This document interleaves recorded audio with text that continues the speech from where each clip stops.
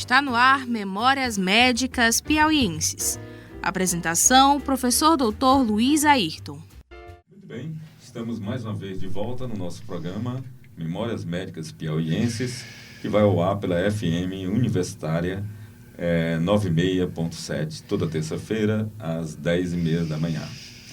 Hoje vamos relembrar uma história que nos remonta a quase 3.500 anos, quando no Egito Antigo as doenças pulmonares eram as mais frequentes.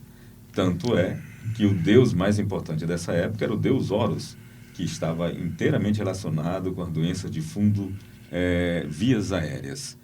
Para receber nesse programa, estamos diante aqui do Dr. Antônio de Deus Filho, um dos mais importantes pneumologistas que o Piauí teve ao longo dos últimos anos, com uma vasta colaboração tanto na área de ensino como dentro do espírito associativo junto às instituições médicas que ele traz. Muito bom estar aqui com você nesse programa, um prazer enorme recebê-lo conosco. Boa tarde a todos, igualmente é um prazer estar aqui com o Luiz Ayrton e mantendo contato com os nossos rádio ouvintes sobre a temática que me é cara também, a história da medicina do Piauí. Perfeito. Sabemos que sua origem é em Inhuma, né? Quer dizer, aquele garoto do interior, quando nasceu essa história de sonhar ser um médico? Alguma influência? Sim, tem alguns fatos interessantes. Eu migrei da Inhuma para cá com 6 anos de idade. Sim. Quer dizer, eu, de fato, já comecei a frequentar a escola já aqui. Perfeito. Mas eu tenho gratas memórias assim, da infância. Eu me lembro que a minha irmã mais nova teve uma difteria. Difteria eu sei hoje. Mas então ela teve um quadro de insuficiência respiratória e meu pai se deslocou até Picos e trouxe para Inhuma o Dr. Oscar Neiva Eulálio. Uhum. Então, Oscar até a desenganou, porque naquela época ele não tinha condição de fazer a traqueostomia, ela estava num quadro grave de insuficiência respiratória e alguém disse lá, deu uma banha de TU para ele, chamava TU, né? Sim. Eu sei que minha mãe... Sim, o animalzinho, o lagarto. Certo. E minha mãe, no desespero de mãe, deu a banha. Eu sei que já, quando ela estava agonizando, todo mundo já muito consternado, ela eliminou aquelas placas. Sim. Placas que obstruíam a via aérea superior. Perfeito. E aí voltou a vida. Aquilo para mim me encantou muito. Eu tinha uns 5 anos de idade. Perfeito. Então aquilo me encantou muito. Uhum. E uma história interessante que marca também a necessidade daquele olhar sobre a medicina empírica que o piauiense fazia, né? Empírica. Muito bacana. Ele fazia o diagnóstico, mas não pôde fazer nada. E a crença a minha mãe morreu achando que tinha sido a banha de TU que tinha resolvido o problema da difteria. E esse garoto Antônio de Deus, já morando em Teresina, mantém essa relação com a cidade de Inhuma? Frequentemente visitava a cidade ou não? Não, esporadicamente. Eu confesso esporadicamente. É porque aí veio a família toda de uma vez para cá. Uhum. Eu já comecei a criar laços afetivos aqui. Meu pai era político lá, depois se dissociou, veio aqui assumir uma cadeira na Assembleia. Ele era o segundo suplente. E morreu. Eu tive uma orfandade precoce aos 13 anos, de pai. Olha só. E tenho uma grata lembrança da minha primeira formação no diocesano. Eu estudei 8 anos no colégio diocesano. Então, aquilo para mim foi também uma escola de aprendizado, contato com aqueles padres jesuítas, aquela formação rígida, mas sempre preocupado com cultura. Eu me lembro que aos 13 anos tinha um cinefórum, comandado inicialmente pelo padre Moisés. Certo. Moisés Fumagalli, depois é que veio o padre Carlos Brettiani. Okay. Então, a gente ia estudar a Nouvelle Vague francesa, o que era uma direção, qual o papel do diretor no cinema. Isso com um garoto de 13 anos. Eu era tão pequeno ainda que eu morava perto de diocesano, mas as reuniões eram sábado à noite. Eu tinha medo de ir para casa sozinho.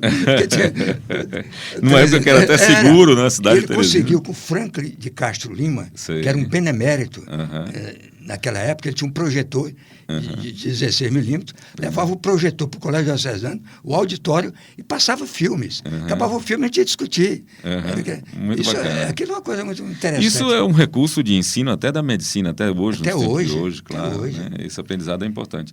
Você entrou na faculdade na Universidade Federal do Piauí. Sim. Foi das primeiras turmas. Como foi isso? Já existia a universidade? Você...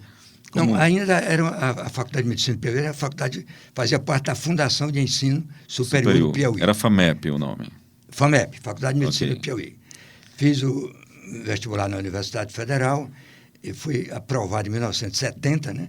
Saindo do terceiro científico, fui aprovado. Eu faço parte da 4ª turma. Perfeito. Ainda com o nome de FAMEP, Faculdade de Medicina do Piauí, que era estadual. Ao longo do curso de medicina, houve a mudança para a Universidade Federal do Piauí. Universidade Federal do Piauí. Não é isso? Logo ao final do primeiro ano. Okay. Aí passou a ser a Universidade Federal do Piauí. Uma vez concluído o curso, qual o passo seguinte? Você fez residência em algum lugar? Você fez... Sim, de imediato. A gente achava também bonito naquela época, aqui durante o curso, aqueles médicos que aqui chegavam, formados no Hospital de Servidores, começavam a chegar. E aquilo nos orientava como preceptores ali no velho pronto-socorro do HGV, que foi uma grande escola também, o Hospital Getúlio Vargas. Então aquilo nos encantava e a vontade de fazer residência fora. E a gente, em passo seguinte, foi migrar naquela época. O Rio de Janeiro tinha muito glamour, não só cultural, mas também científico ainda. Sim. Eram grandes... Foi feita a residência na área de... Já era pneumologia ou havia interesse em clínica médica, por exemplo? Já era. Você fazia o primeiro ano em clínica médica, depois em pneumologia. Perfeito. Chegou a progredir esses estudos? Fez mestrado em algum lugar? Como foi isso? Foi... Em ato contínuo. Terminei a residência. Aí o São Paulo também já despontava como... Até os mestrados, a pós-graduação em São Paulo já estava em um relevo muito importante. E nós fomos para a Unifesp, Escola Paulista de Medicina. O que eu achava interessante, porque o mestrando lá era como se fosse um residente, como se eu fosse fazer uma nova residência. A gente tinha rodízio, enfermaria, ambulatório, não era só atividade didática, pedagógica, como é hoje, os mestrados e os doutorados, e o desenvolvimento do projeto. Eu voltei a ser novo residente. Dava até uma nova oportunidade de aprendizado também, não era só na área do mestrado. A parte didático-pedagógica. Isso credenciou você a voltar a Teresina com o respaldo de assumir até como professor da universidade? Sim, que era o meu sonho. E aconteceu? Aconteceu. Ok. Nós voltamos em 81, dia 1º de maio de 81, já com a dissertação defendida, e ato contínuo entramos na Universidade Federal do Piauí como assistente da disciplina de clínica médica, regida pelo saudoso professor Linneu da Costa Araújo. Tive o prazer de ser assistente dele. Bacana. Primeiro aluno, depois assistente. São quantos anos, então, como professor da universidade? De 81 Sim. Até hoje. Eu aposentei na Federal recentemente. Certo. Então foram, acho que 38, 39 anos de Federal. Ok. Hoje eu ministro aula na faculdade privada. Como é que você vê essa coisa da formação do aluno, comparando o início da sua chegada como médico em Teresina e os tempos atuais? Você acha que nós estamos num caminho bom ou já há um certo comprometimento do ensino? Naquela época havia assim, mais oportunidades, mais campo de trabalho, de pesquisa, mais doação ao ensino. Aquela época que eu reputo até como aquela fase romântica da medicina, né? O doutor Linneu chegava para dar aula com um lencinho ali para fazer a ausculta. Acho que o som era mais puro, auscultando direto o tórax. Obrigava a gente como interno. Ainda usava o sonar. Isso. Andar com a reguinha, com a fita métrica para medir o perímetro abdominal. Sabe, como o 33 ainda era válido. Isso. Então, essa parte semiótica era bem mais realce. Certo. E também a gente tinha mais proximidade dos docentes. Né?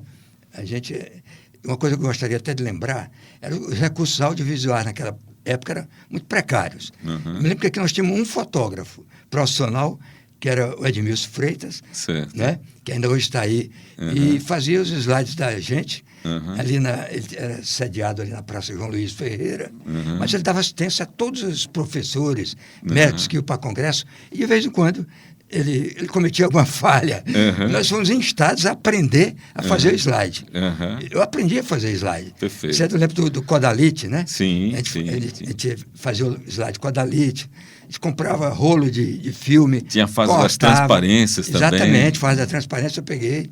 Cada um tinha seu projetor de slide, treinar suas aulas.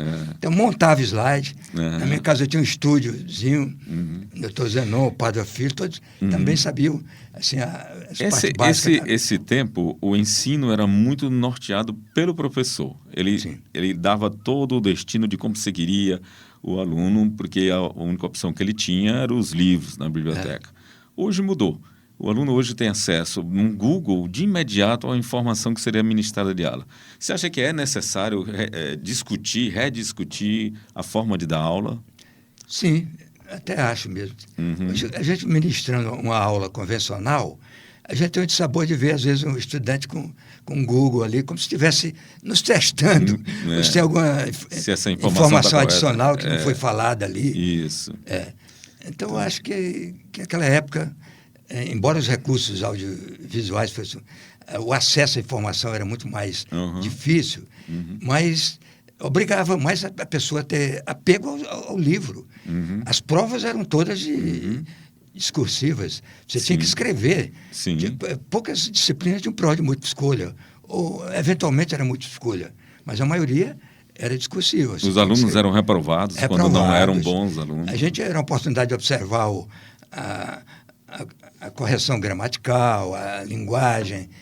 Então, fazem muito tempo que foi assim, que eu achava interessante. Essa época, os anos 80, o doutor Antônio de Deus deve ter lembrado que poucos médicos tinham mestrados e tinham doutorados, né?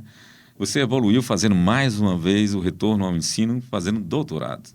Também desenvolveu uma pesquisa envolvendo a pneumologia?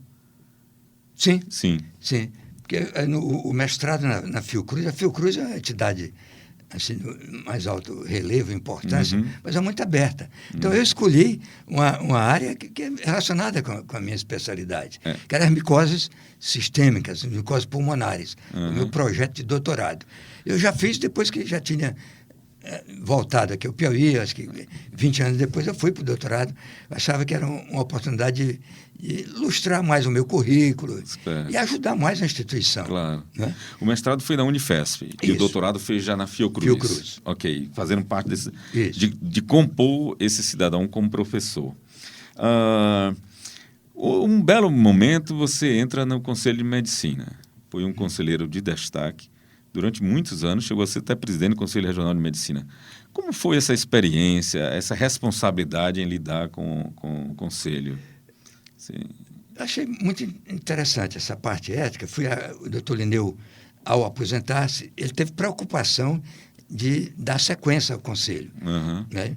O Conselho começou a ter muita visibilidade, antecedia a Constituição de 88, então a gente tinha movimentos também da categoria médica, os sindicatos médicos do Rio eram muito atuantes, então os conselhos passaram a ter muito realce. Então o doutor Linneu convidou um grupo de assistentes dele da clínica médica, o doutor Luiz Nodi, Sérgio Biapina. Então eu entrei nessa leva aí como dos mais jovens para compor o conselho. E comecei a me interessar pela temática, tudo. Eu fui ficando e passei lá 35, 36 anos. Você é o decano, dos conselheiros hoje no Piauí, não é verdade? São muitos anos de experiência dentro do Conselho. O Conselho, ele é uma instituição que deve ser fortalecida. Eu vejo que, no momento, vivenciamos a retirada das instituições médicas da avaliação do Conselho Nacional de Residência Médica. Você acha que isso vai colaborar para construir a formação? Como é que você vê isso? Achei muito temerário. O único curso de pós-graduação que é regulamentado por lei é residência médica. Tem uma lei federal que regulamenta. Os mestrados e doutorados ficam a critério dos conselhos, dos colegiados das universidades. Não é? Mas a residência médica tem uma lei federal. E agora foi, de certo modo, até houve adulterada a lei, né? O colegiado que regia a residência médica. Eu achei isso danoso e nos entristece, porque era um curso de pós-graduação em lato sensu de alta relevância. E é onde você aprende a ser médico mesmo do dia a dia. Está no front ali com o paciente. E essa interferência do poder executivo na residência, eu vejo com preocupação. A gente precisa refletir sobre isso, né? Na universidade também tem uma carreira brilhante. Lembro muito bem que você foi diretor do CCS durante um bom tempo. isso impacta também numa análise crítica dessa formação. A chegada de, por exemplo, inteligência artificial, nós estamos vivenciando um mundo que creio que ainda é um pouco assim, inseguro para todos nós, que não sabemos como vai ser a aplicabilidade disso junto à medicina. Sabemos que vai ter impacto em todo mundo, na medicina também. Mas você tem alguma ideia se isso será bom ou como nós devemos lidar com isso? Hoje a gente já tem embriões da inteligência artificial mostrando seus tentáculos aí, né? Mas isso preocupa, né? Você emitir laudo sem conversar com o paciente, sem ter a interação, olho no olho com o paciente. Eu acho que isso é a coisa mais nobre da nossa profissão, né? Sim. É o calor humano, é a proximidade com o doente, é o afago que você pode dar, é o consolo. Isso Disso a inteligência artificial não vai tirar. E a inteligência artificial distancia assim, o médico da sua vertente humanística. Eu vejo com certa preocupação. É lógico que também a gente não pode ser reacionário e reagir com que não queira inovar. Mas eu tenho essa parte assim, mais humanitária da nossa profissão, humanística da nossa profissão. Essa é talvez o maior trunfo que nós temos. E o maior legado que a gente possa deixar para os médicos que vão nos suceder. Nunca esquecer da aproximação com o paciente. Jamais a máquina ou a inteligência artificial poderá resolver tudo. O Brasil, ele, de certo modo, tem um cartão de visita muito bacana para todos nós, que é o SUS. Veja que o SUS deu um amparo, tirou aquele indigente. E a medicina suplementar também cresceu muito no país. Você ocupou o cargo de presidente da Unimed, que aglutinava os médicos, né, como uma instituição cooperada, e que fazia essa assistência suplementar. Como é que você vê essa relação junto da assistência hoje, né? Quer dizer, a Unimed, ela teve um papel importante, você acha que ela ainda deve ter um papel importante nesse sentido? Ou há necessidade de renovações da ação da medicina suplementar? Eu acho que as cooperativas é uma oportunidade assim, de trabalho que os médicos têm deles próprios estabelecerem seu balizamento enquanto assistência. Eu acho que é interessante. É melhor a gente bem ou com alguns problemas administrar a nossa própria carteira de cliente do que terceirizar essa atividade. Mas o que ocorre é que o custo médico aumentou muito. A gente há de convir que essa pandemia da Covid encareceu muito o custo médico no país, né? Necessidade de UTIs, de cuidados pós-Covid, home care, tudo são coisas que não eram assim de preocupação alguns anos atrás. São presentes. Então, o custo médico, o custo com a saúde aumentou muito. E também a cobrança do usuário. Você tem que reconhecer. Todo mundo hoje tem acesso à informação, ele vai querer para si o que há de melhor na medicina, que às vezes nem sempre é o que o Google diz, né? Certo. Mas então nós temos que ter esse cuidado esse balizamento entre o que é. É por isso que eu acredito muito nas diretrizes, nos consensos. Até uma certa crítica que eu posso até fazer assim, ao Conselho Federal, quando veio com aquele discurso, disse, não, em defesa da individualidade médica, cada um pode fazer o que quiser. Eu acho que não é bem assim, não é? Acho que a gente deve seguir também um norte em que a maioria da ciência caminha. Eu acho que você pode ter sua opinião individual, tudo, mas a gente tem que seguir um certo balizamento que é dado, o respaldo maior é a ciência. Né? Aí é que entra... Então, o respaldo, quer dizer, essa coluna de ação médica, ela tem um eixo central, não é isso? E esse eixo central, ele reside na ciência produzida pela universidade ou ele pode também vir da prática do médico no seu dia a dia, no local onde ele está inserido, por exemplo? Porque aí existem outras realidades, né? Eu acho que é as duas coisas. As duas coisas. Duas coisas. Nós temos médicos brilhantes aí no interior, né? Sem ter um doutorado. Que a medicina não tem muito recurso, sem ter. E eram excelentes médicos. Resolviam a maioria dos problemas, né? Porque a gente sabe que a maioria dos problemas não são de alta complexidade. Para a alta complexidade tem o centro de referência. Mas para os problemas cotidianos do dia a dia, um bom senso, uma boa relação médico-paciente, com isso você resolve a grande maioria dos problemas. A Unimed em si, ela colaborou na sua formação? Ou, em outras palavras, você tornaria-se de novo presidente da Unimed? Não faria? Não. Acho que foi um sacrifício. Foi uma página virada, né? Mas não voltaria. Era trabalhoso administrar essas relações?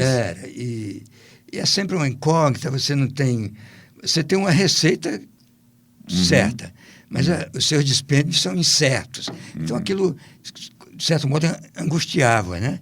Você não teve... A relação com os cooperados era difícil? Não, era até... Na época, havia até mais pressão dos cooperados pela implantação de tabelas que o próprio CAD, o próprio governo federal proibiu. Eu acho que os valores, os preços, quem dita são você. As entidades médicas não podem dizer quanto deve custar uma consulta, um procedimento. Aí sim, aí você tem a liberdade de dizer na sua clínica privada. Né? E também os planos de saúde não podem estabelecer tabelas. Aí tudo tem que ser negociado.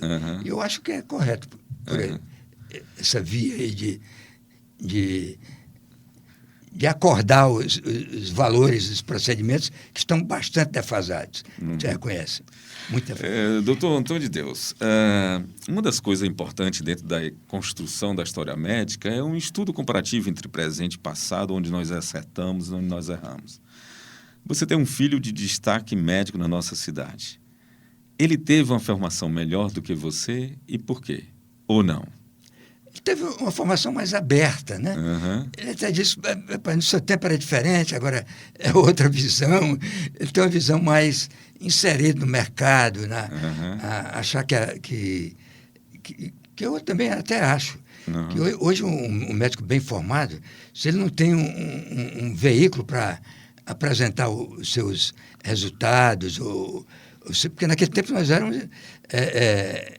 granjeávamos o nosso prestígio no boca a boca. Hoje, talvez a dimensão, o tamanho da cidade, a complexidade, sejam outros tempos. Mas eu ainda continuo acreditando que através o boca a boca, o bem atender, vai ser sempre um grande mote para o sucesso. Você repousa numa das cadeiras da Academia de Medicina do Piauí. Divide a cadeira também dentro da academia com a doutora Maria Castelo Branco, sua esposa, que é um destaque dentro da ginecologia também em nosso estado. A academia é tida como um panteão. Você culmina com uma profissão. Você se sente confortável dentro da academia, no sentido de dizer, você sente-se como uma missão cumprida, você fez o que pôde, você queria fazer mais dentro da medicina e o que faltou? Sempre a gente tem uma aspiração, né? Isso até uma energia, um oxigênio para a gente continuar na labuta. Mas eu até brinco, eu entrei na Academia de Medicina me achando ainda jovem. Aí quando eu vi figuras notáveis, você também entrou bastante jovem. Mas talvez isso tenha até contribuído para dar uma mobilidade maior, uma visibilidade maior, uma responsabilidade maior a gente, que entramos bastante jovem naquela época. Né? Mas eu acho que é um modo de você... de reconhecimento dos pares pelo trabalho que você fez, e nos impõe também uma certa responsabilidade. Nós somos vistos também como uma referência, tudo. Eu prezo muito pela academia. E eu tenho até como patrono Isaías Coelho, que a gente falava, é o Esculapo do Sertão, Perfeito, que fez coisas notáveis. Um dia atendi um paciente dele, ele disse, doutor, drenaram aqui meu tórax. Quem foi? Doutor Isaías Coelho. Ele fez radiografia? Não, doutor. Ele deu umas batidas aqui no meu tórax, bateu ali, achava que eu tinha água na pleura, e colocou uma sonda lá e estou aqui contando a história. Então, na pequena Simplício Mendes, ainda hoje é pequena, ele fez coisas importantes. Né? Depois tive o doutor Disseu, que já era o primeiro ocupante, eu sou o segundo, que era um professor de anatomia, que mantinha a liturgia do cargo, andava impecavelmente vestido, tinha um português clássico, falava bem, empolgava até nas aulas de anatomia, que não é tão comum assim. Né? Mas é muito interessante conversar com o doutor Antônio de Deus Filho. Observo que você tem uma postura de muita consideração com os professores, né? Isso, talvez a sua geração tenha feito isso com mais facilidade do que atualmente, creio. Não sei se você concorda comigo. E isso faz com que essas referências, ela também norteiem nossas ações, né? Você se sente comprometido com aquele professor, é como se você não cumprisse sua missão como médico, você não estava levantando a bandeira que ele levou durante muitos anos. Como você sugere que a gente possa fazer para que isso volte? Ou você acha que nós estamos num novo tempo, que isso vai ser irrelevante na formação médica? Eu acho que as turmas se agigantaram, né? Aí dificultou um pouco a proximidade do professor com o aluno, né? Certo. Mas eu sinto isso. Eu acho que hoje está esgarçada essa relação. Não existia aquela admiração, aquela coisa... Hoje eu tenho o maior ainda apreço a meus mestres antigos ainda. Eu reverencio ainda pelo ensinamento de vida, de cidadania, de postura assim, como cidadão. Eu acho uma coisa importantíssima. Que às vezes a gente não vê tanto nas escolas médicas como hoje, né? Às vezes o estudante acha que o professor não é tão importante na formação como profissional. Mas você concorda ou não? Acha que o professor ainda é importante? Eu acho que sim. Sim. E que a gente deve pleitear por isso, a gente deve pugnar por isso, até para que as direções das escolas reconheçam isso. Uma coisa que ainda envaidece a gente, não sei se é você, ser reconhecido como homenageado pelas turmas, né? Não porque você passa a mão em aluno, dá nota boas, que isso... Mas sim pelo seu trabalho, pela sua dedicação, pela sua disponibilidade. Eu acho que é importante. Eu acho que isso a gente deve preservar. Foi um enorme prazer estar aqui com o doutor Antônio de Deus Filho, considerado um dos mais importantes pneumologistas, com uma história riquíssima de vida na medicina e também com tantas ideias maravilhosas que nós podemos explorar aqui nesse nosso bate-papo. Muitíssimo obrigado pela sua presença. Se quiser desejar mais alguma informação a mais, uma mensagem, fique à vontade. Agradecer ao Luiz pela oportunidade, acho bastante interessante esse resgate da memória, né? As coisas não se perdem com o tempo. Mas deixar uma mensagem para os jovens médicos aí, que acho que as faculdades de medicina estão em progressão geométrica, mas sempre haverá oportunidade para aqueles que amam a profissão, que estão pensando em abraçar uma profissão que exige muito individualmente de cada um de vocês ao abraçar a medicina, mas que é a profissão mais encantadora que existe, eu não tenho dúvida, e que você pode prestar um serviço relevante à comunidade e orgulhar-se dele. Tá? Muito bem, prazer enorme. Lembro a todos que podemos continuar assistindo esse programa toda terça-feira, também está disponível no YouTube e também sigam a todos nós no Instagram, Memórias Médicas Piauiense. Muito obrigado a todos. Você ouviu Memórias Médicas Piauienses, uma parceria entre o curso de Medicina da Universidade Federal do Piauí, a Academia de Medicina do Piauí, a Sociedade Piauiense de História da Medicina e a Rádio FM Universitária.